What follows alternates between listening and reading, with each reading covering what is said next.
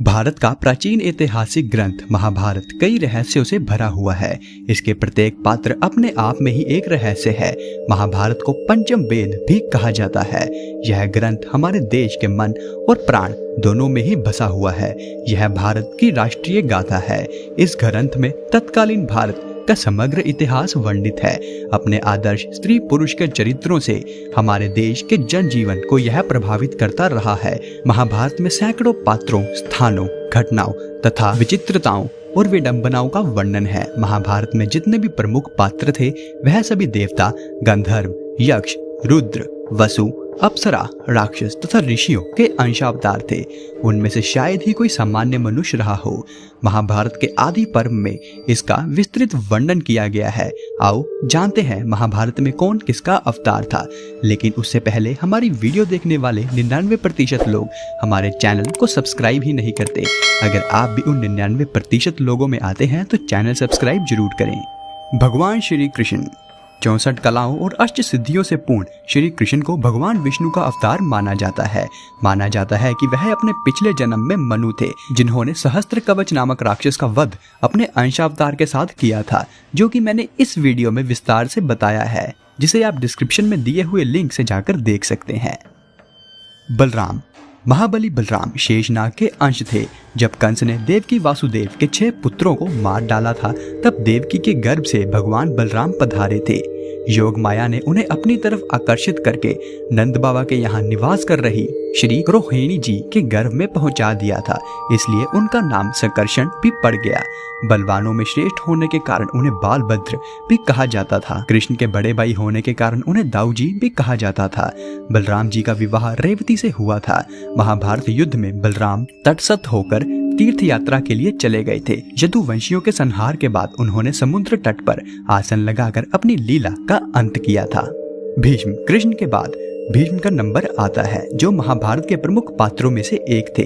द्यून नामक वसु ने ही भीष्म के रूप में जन्म लिया था। विशिष्ट ऋषि के श्राप और इंद्र की आज्ञा से 8 वसुओं को शांतनु गंगा से उत्पन्न होना पड़ा था। 7 को तो गंगा ने नदी में बहा दिया था, जबकि 8वें वसु द्यून जिंदा रह गए थे। वही भीष्म पितामह थे, जिनका प्रारंभिक नाम देवव्रत था।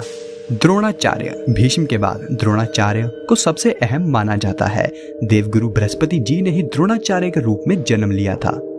अश्वत्थामा उपरोक्त के बाद अश्वत्थामा सबसे अहम है। गुरु द्रोणाचार्य के पुत्र थे अश्वत्थामा। पिता पुत्र की जोड़ी ने मिलकर महाभारत में कोहराम मचा दिया था। अश्वत्थामा को महादेव, यम, काल और क्रोध के सम्मिलित अंश से उत्पन्न किया गया था। कर्ण देवताओं में सबसे प्रमुख सूर्य देव के पुत्र थे। कर्ण सूर्य के अंशावतार थे। कर्ण के बारे में तो सभी जानते हैं कि वह सूर्य और कुंती के पुत्र थे। उनके पालक माता पिता का नाम आदिरथ और राधा था। उनके गुरु परशुराम और मित्र दुर्योधन थे। हस्तिनापुर में ही कर्ण का लालन पोषण हुआ। उन्होंने अंग देश के राज सिंहासन का भार संभाला था। जरासंध को हराने के कारण उनको चंपा नगरी का राजा बना दिया गया था। दुर्योधन कलयुग का तथा उसके 100 भाई पुलसत्य वंश के राक्षसों के अंश थे। दुर्योधन हस्तिनापुर के महाराज धृतराष्ट्र और गांधारी के 100 पुत्रों में सबसे बड़ा था। वेद व्यास के वरदान के कारण गांधारी को 100 पुत्र हुए थे। दुर्योधन के असंख्य कुकृत्य के कारण ही कौरव और पांडवों में युद्ध हुआ था। दुर्योधन गदा युद्ध में पारंगत था और श्री कृष्ण के बड़े भाई बलराम का शिष्य था।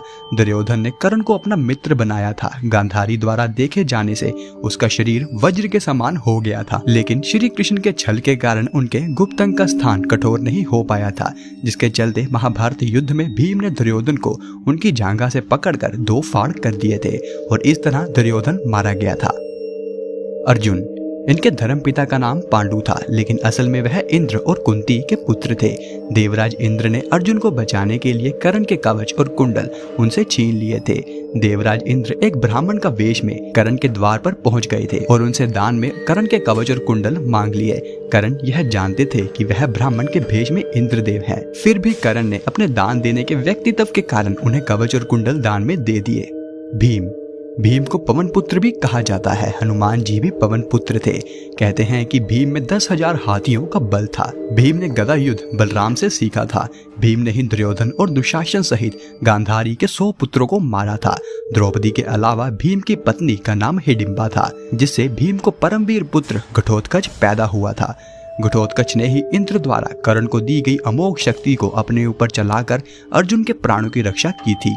युधिष्ठिर धर्मराज और कुंती के पुत्र थे। युधिष्ठिर के धर्मपिता पांडु थे और वह 5 पांडवों में सबसे बड़े भाई थे। वह सत्यवादिता और धार्मिक आचरण के लिए विख्यात थे। अनेकानेक धर्म संबंधी प्रश्न और उनके उत्तर युधिष्ठिर के मुख से महाभारत में कहलाए गए हैं। उनके पिता धर्मराज ने यक्ष बनकर सरोवर पर उनकी परीक्षा भी ली थी। द्रौपदी के अलावा उनकी देवकी नाम की एक और पत्नी थी। द्रौपदी से प्रतिविद्य और देवकी से दुध्वय नाम के उनके 2 पुत्र थे। यह सशरीर स्वर्गारोहण कर गए थे। नकुल और सहदेव यह 33 देवताओं में से 2 अश्विनी कुमार के अंश से उत्पन्न हुए थे। यह 2 अश्विनी कुमार थे, नसत्य और दशरथ। सहदेव त्रिकालदर्शी थे। उसने महाभारत युद्ध होने से पहले ही इसके परिणाम की घटनाओं को पहले से ही जान लिया था, लेकिन श्री कृष्ण ने उसे इस घटना को किसी को भी बताने से इनकार कर दिया था। कृपाचार्य रुद्र के एक गण ने कृपाचार्य के रूप में अवतार लिया था। कृपाचार्य ने महाभारत युद्ध में एक अहम भूमिका निभाई थी। शकुनी द्वापर युग के अंश से शकुनी का जन्म हुआ था। वह शकुनी ही थे जिन्होंने कौरवों को युद्ध के मोड़ पर ला खड़ा किया था। शकुनी की भी अपनी एक दुख भरी कहानी है, जिसे मैंने इस वीडियो में विस्तार से समझाया है। आप चाहें तो इस वीडियो के खत्म होने के बाद जरूर देख सकते हैं। धृतराष्ट्र और पांडु अरिष्टा के पुत्र हंस नामक गंधर्व धृतराष्ट्र तथा उसके छोटे भाई पांडु के रूप में जन्मे थे। धृतराष्ट्र पैदाइश ही अंधे थे। कुंती और माद्री दोनों ही पांडवों के पिता राजा पांडु की 2 पत्नियां थी। कुंती और माद्री के रूप में सिद्धि और धृतिका का जन्म हुआ था। गांधारी मति का जन्म राजा सुबल की पुत्री गांधारी के रूप में हुआ था। गांधारी ही शकुनी की बहन थी, जिसका विवाह अंधे धृतराष्ट्र से हुआ था। रुक्मणी और द्रौपदी राजा भीक्षक की पुत्री रुक्मणी के रूप में लक्ष्मी जी व द्रौपदी के रूप में इंद्राणी उत्पन्न हुई थी। महाभारत के अन्य पात्र अभिमन्यु चंद्रमा के पुत्र वर्चा का अंश था। मरुदगण के अंश से सत्याकी, द्रुपद, कृतवर्मा व विराट नरेश का जन्म हुआ था। अग्नि के अंश से दुष्टद्युम्न का जन्म हुआ था। विश्वदेवगण द्रौपदी के 5 पुत्रों प्रतिविंध्य, सुतसोम, शुतकृति, शतानीक और श्रुतसेव के रूप में पैदा हुए थे। तो दोस्तों, यह था आज का वीडियो। अगर आपको वीडियो पसंद आया है तो वीडियो को लाइक करें और ऐसी ही वीडियोस देखने के लिए ज्ञान विला चैनल को सब्सक्राइब जरूर करें। यह वीडियो देखने के लिए आपका धन्यवाद।